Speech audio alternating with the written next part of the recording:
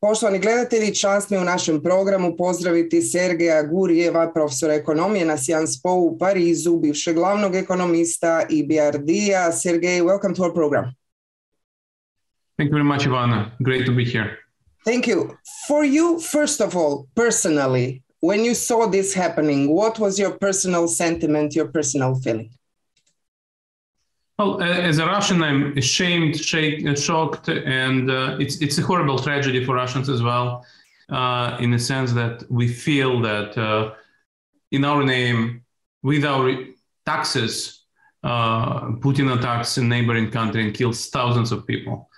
For me personally, it's actually much bigger because I live in Kyiv, and all the streets that are being shelled right now are the streets that I walked as a kid. And when I see rockets hitting buildings which are next to the place where I literally lived for many years, is especially painful. I have many friends in Kyiv. Also, you mentioned I worked in EBRD. When I worked in EBRD, I met very brave, impressive reformers, business people, policymakers, and I'm in touch with them. And it's a huge tragedy that this crazy war, cruel war is happening to Russia and Ukraine, driven not by Russians, but by this, I won't say one man, but by this military junta that has taken control of Russia and now is killing Ukrainians and Russians. You've mentioned lots of things. We'll go through them. First of all, because of your profession, of what you did in your life, looking at this harsh package of sanctions, looking at, taking Russia out of the SWIFT system, what can this do to Putin, to the regime at the moment? Well, the Russian economy has been hit really badly. So when President Obama in 2014 said Russian economy is in tatters, that was not the case in 2014, but it is much truer, much closer to the truth than in 2014. It is now. And SWIFT was supposed to be the ultimate measure, and markets priced in certain risks. So if you actually look at prices of ruble, price of Russian equities before the war, they took a major hit. So ruble lost about 10%, actually more than 10%, because of Mr. Putin's maneuvers. Russian ruble-denominated equity indices lost another 20%. So in dollars, Russian equities lost 30%. So markets were scared. But when the war started, things turned to be much, much worse than markets expected. And one of the things which the West did was to impose sanctions on the Russian central bank. So Mr. Putin thought he's defended by Russian foreign currency reserves. Once the sanctions were introduced on the Russian central bank, this pillar of stability was removed. So the West cautiously says that we only introduce sanctions on dollars, euros, pounds, yen, and Swiss francs, which is about half of Russian reserves, maybe 60% of Russian reserves. But in effect, Russia will not also be able to sell its yuan and gold. And that means that Russian ruble is in free fall. It's very hard to back it up with currency reserves. And effectively, Russian central bank this week canceled the financial markets. The stock market is closed. The currency market is closed. There are multiple currency controls. If you're a Russian based in Russia, you cannot wire your own money outside of Russia. Actually, today, central bank announced that if you want to sell your currency or buy your currency on a currency exchange, you have to pay 30%. It's not actually currency exchange. It's over-the-counter market. You have to pay 30% commission. So these things are changing the nature of the country. And on top of that, there are multiple sanctions related to export controls, which in particular, among other things, kill the aviation industry. Russian planes cannot fly in Europe. I think Serbia is the only exception. But more importantly, Boeing and Airbus stop servicing Russian airplanes, which means Russian airplanes will soon stop flying within Russia as well. But talking about its effect, first of all, on Putin and the regime, and what you said, we'll discuss that later, this military clique that is now around him. And on the other hand, the effect on citizens, because we saw, different sanctions that were affecting Russia, let's say from, the annexation of Crimea and occupation of Donbass, still today, they did nothing to him. But what's, the difference now in terms of what can happen to Putin as an endgame and what can be the effect on the ordinary citizens? Well, ordinary citizens are suffering already and will suffer much more. I mentioned ruble. If a ruble is losing its value, that means that many Russians will not be able to buy medicine. Russia produces food, but medicine is imported and priced to dollars. Even medicines that are produced in Russia are priced to dollars. So that will hit everybody. Now, the link between popular discontent, which is much bigger than in 2014 when a lot of people were praising Putin's decision to annex Crimea. This time around, the discontent is much larger, but the link between popular discontent and policy change is different because Mr. Putin has tightened the censorship and repression. 2 days ago, he closed the website of the leading independent media like Echo Moskvy and TV Rain, Dozhd. Today, the Gazprom, which owns Echo Moskvy, decided to close down the station and the website. Tomorrow, probably, Russian parliament will pass a law which will punish information about war in Ukraine by 15 years in jail. So that will be something like martial law. And so if you say things which Kremlin doesn't approve about the war in Ukraine, it will be announced false news. And because of the martial law, it will be probably punished by 15 years, up to 15 years in jail. So the screws are tightened. Russians still take to the streets. Russians still protest. Thousands of people are detained and beaten up for peaceful protests against the war. But it becomes much, much harder to protest in Russia. That said, we don't know what Russians actually think, and we don't know whether it's enough to change Mr. Putin's calculus and stop the war. And eventually this war will be won on the battleground, and Ukrainian resistance seems to be really impressive and beyond expectation. But of course, Ukrainians are outnumbered. Okay, I'll just have one more question. We talk a lot about that in different forums where we met about, what is possible within Russia to change this. What you just said, it's really very scary. And, we heard what European Parliament and European Union message was. We heard what Biden said the other day. Yeah, rise, Russians. Zelensky's message also. But is it possible? Is that revolt on that scale possible at this moment? Well, everything which was not possible a week ago may now become possible. So a week ago, if you asked me if the West can switch Russia off the SWIFT, I would hesitate. But I would never imagine sanctions against the Russian central bank. UK just confiscated the yachts and real estate of Russian oligarchs. Again, something that was not expected at all. Mr. Putin, by the way, moved his own yacht 2 weeks before the war to Russia. So he had a plan, and he has a big yacht too. Now, talking about more important issues, a week ago, I would say Russia is not Soviet Union. It's a market economy with competent policymakers, and its macroeconomic system is much better protected. Today, Russia is moving towards Soviet economy really, really quickly. Now, as I said, Russia will have its airline fleet grounded. Foreign companies stop supplying software. Taiwan and America stop supplying microchips. So Russia is moving to the late Soviet Union times. And Soviet Union was a superpower, much bigger, much more powerful than Russia. And then it collapsed in 3 days. So I think whatever seems to be impossible may actually happen. And as I said, ordinary Russians will suffer a lot, and their unhappiness may be huge. Among the elite, I mentioned the military clique. But once you step outside of military clique, everybody is extremely unhappy. People outside a very narrow circle were not consulted about the war.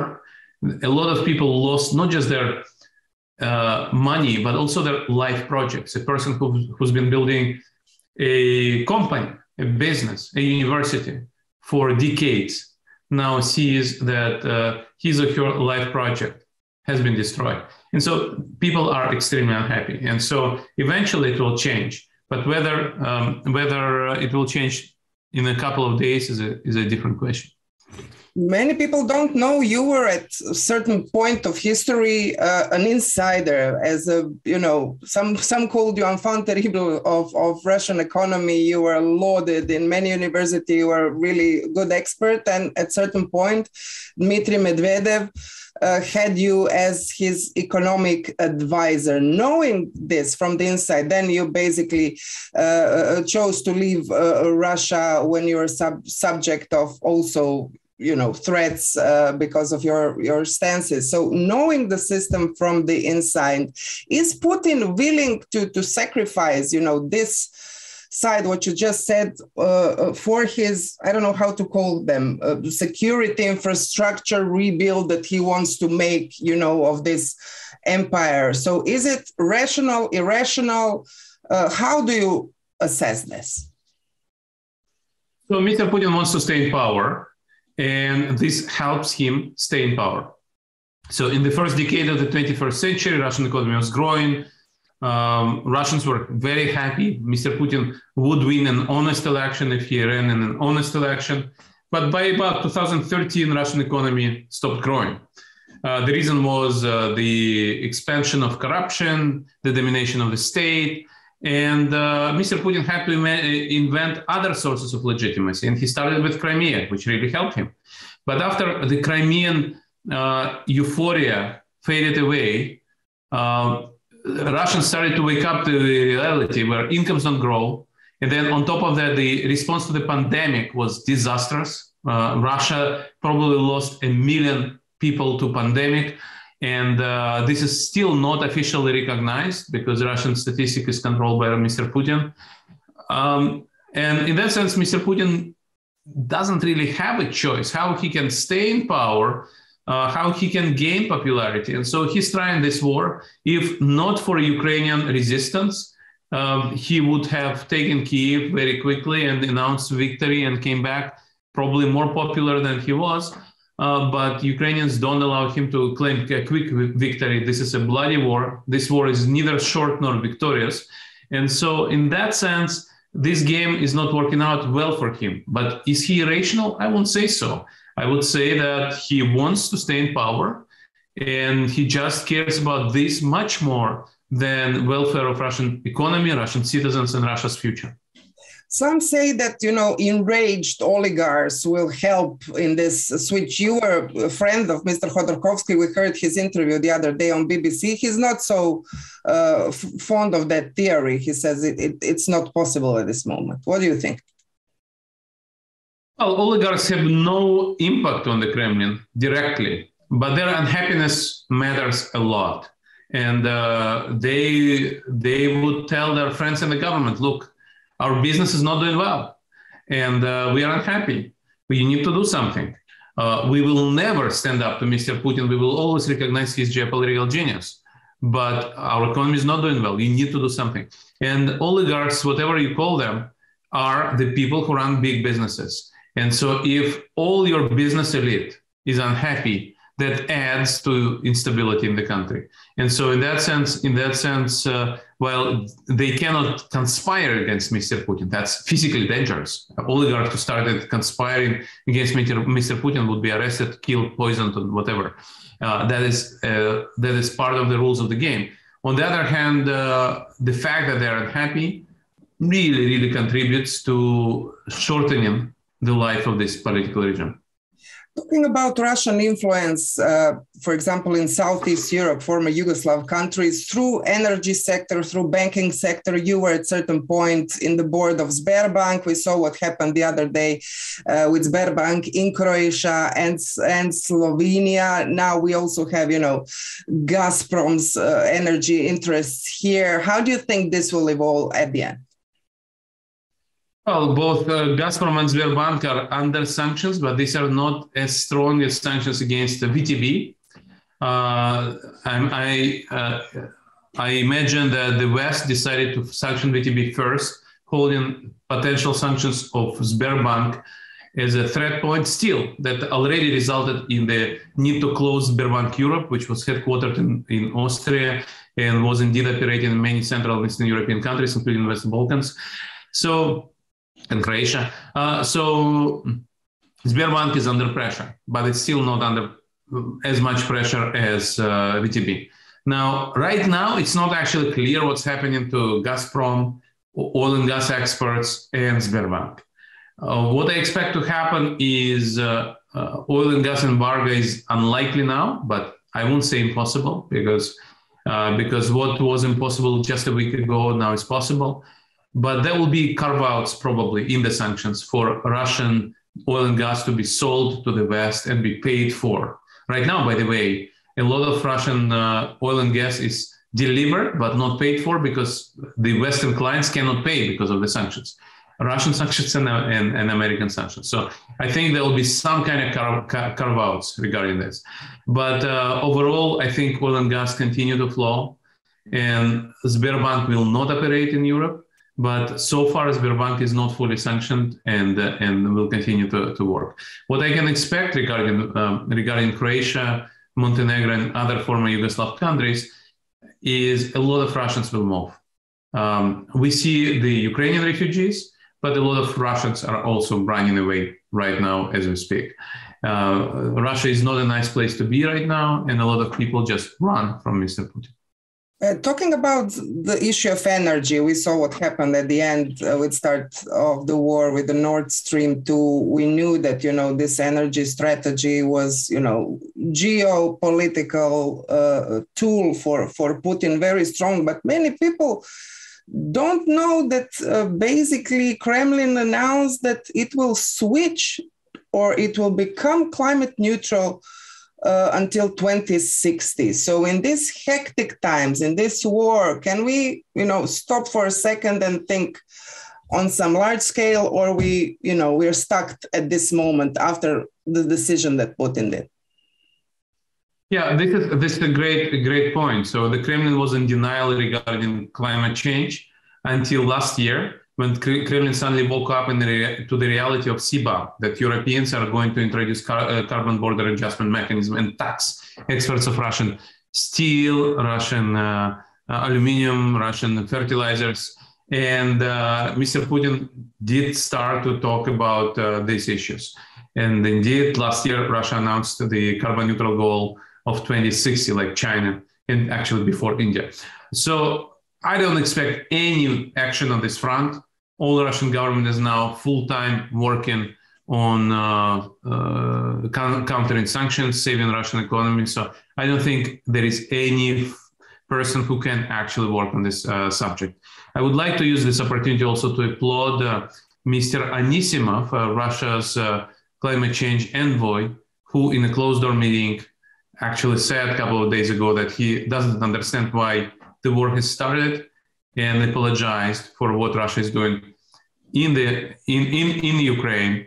And I'm sure that a lot of climate scientists, people working on climate change, share this view. And that also means that Mr. Putin doesn't like them back. And that also means that climate change agenda in Russia will be put on hold until Mr. Putin is gone. And just two questions for the end. One is, do you believe that Putin is ready to do something with nuclear arms? Because we were listening to the narrative, and the thing of narrative and disinformation at this point is very important. From no, West is crazy, talking about 2 a.m. Thursday, start of the war. And now we also have Lavrov saying we are ready to have this terrible end game. What's your assessment? I think Mr. Putin can do things which can surprise us. I've never been a fan of Mr. Putin. I've always predicted he can do bad things, and I've always been surprised on the downside. He always outperformed my very negative expectations. And when he says that he will use nuclear weapons, I think there is a chance he will. And so in that sense, when we talk about, for example, no-fly zone over Ukraine, if it's enforced by NATO planes, that may result in tactical nuclear strike by Russia. This sounds really, really scary, but Mr. Putin has nothing to lose. He's already committed war crimes. He knows he will not be able to retire and live his life in Dubrovnik or Sardinia. And he has nothing to lose. And in that sense, I'm sorry to say that I'm scared, and you should be scared as well. As you rightly said, people were making fun of Western intelligence, saying Mr. Putin will actually attack Ukraine and will enter Ukraine from three sides, from south, north, and east. And that yet happened. It's unbelievable. For me personally, professionally, it's unbelievable still. I cannot imagine what's going on in Ukraine. And I cannot imagine that Russian soldiers shoot Ukrainian civilians. But this is the reality. And so I think we can expect using tactical nuclear weapons as well. China's role. We saw the vote yesterday at the UN. It was a surprise. We heard in December very interesting things that Putin and Xi are, planning to make this new financial structure, with the threats of weaponizing SWIFT from the West. That was the formulation. How do you see the role of Russia and, geostrategic play out with, Biden's America and situation where we are in? Well, the role of China is not that clear cut, actually. China indeed abstained, but China didn't vote against the resolution. Honestly, it was a surprise that Putin was not supported even by Venezuela. Syria, Belarus, and Eritrea supported Putin, but really not even Venezuela or Cuba. But China treats this conflict as a very dangerous precedent. It doesn't need a war in Europe.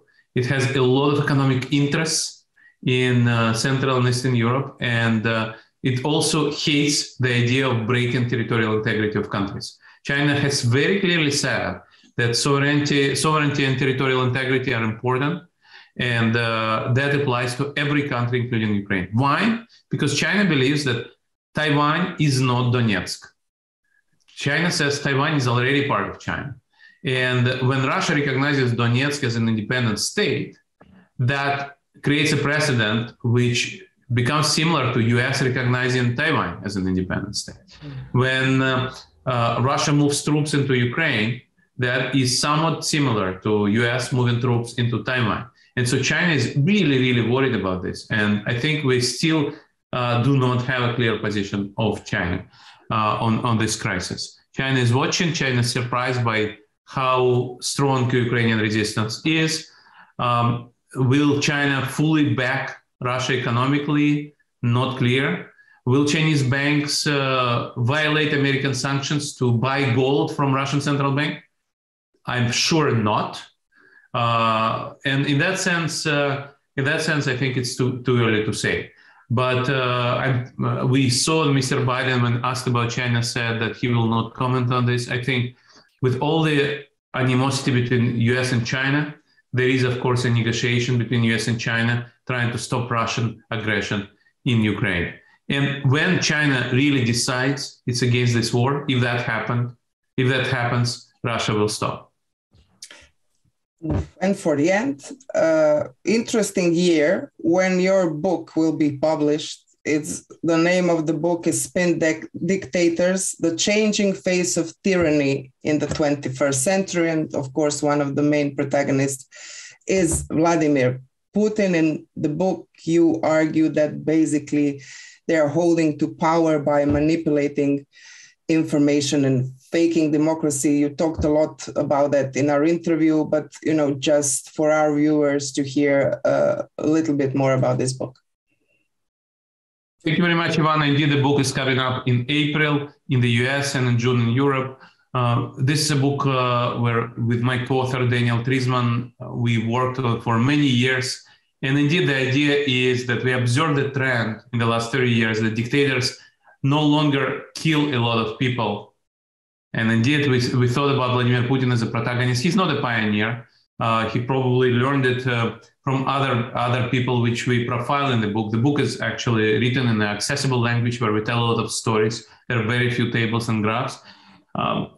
Unfortunately, we also say that sometimes the spin dictators that rely on faking democracy, on manipulation of information, cooptation of the elites, which are better suited for today's world, for today's globalized, technologically advanced world, they sometimes also hit a wall. When they see that they no longer can control a better educated, modernized society, sometimes they go back in time and start relying on fear.